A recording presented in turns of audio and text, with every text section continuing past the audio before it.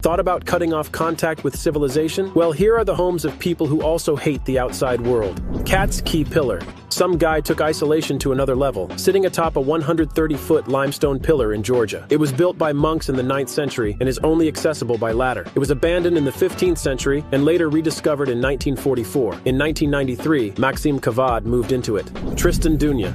If you need an excuse to skip family vacations, try telling them you're stuck on a remote island with no airport and a 7-day voyage back to the mainland. You heard me right. This isn't made up. This is Tristan d'Unna, home to 270 people and a volcano. Elay Island. The picture of a lone small house on Elay Island has struck a lot of controversy in the minds of many over the internet. People wonder if it was the house of a celebrity or an apocalypse safe house. Apparently, it's just a hunting lodge built 500 years ago by 5 families. Village of Ghasadalur. Welcome to Ghasadalur, and yes, you're pronouncing it right. Tucked away in the Faroe Islands, the only way of accessing it was via a 3,000-foot hike. It's no wonder it only had 12 people residing in it, although with the new tunnel that was built, accessibility has improved. The Crystal Mill. The Crystal Mill is a dream home. That's if you're into danger and isolation. Constructed in 1892, it was used to power mines but remains abandoned. It's so inaccessible that cars have been flipped over trying to get to it, so if you want to live there, get a ladder.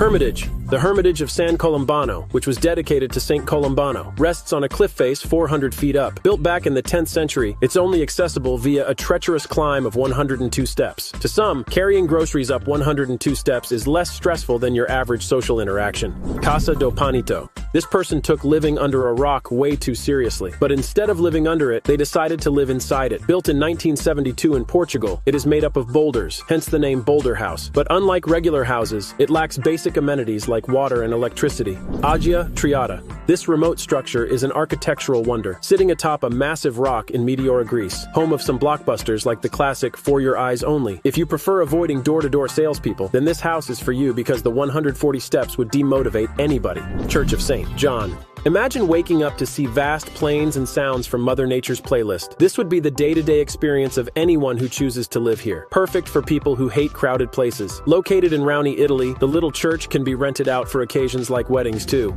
Chess Pavilion. If you're an adrenaline junkie and love new adventures, then the Chess Pavilion sitting at over 7,000 feet atop Mount Huashan in China is the perfect location. Home to temples, tea houses, and even a chess pavilion. However, this 7-mile climb up the mountain isn't for the faint of heart. Just Room Enough Island. Need a little escape from the hustle and bustle of society? Just Room Enough Island is the place for you. Although it looks like a floating house, it is an actual island the size of a tennis court, one of the 1,834 islands on the US-Canada border.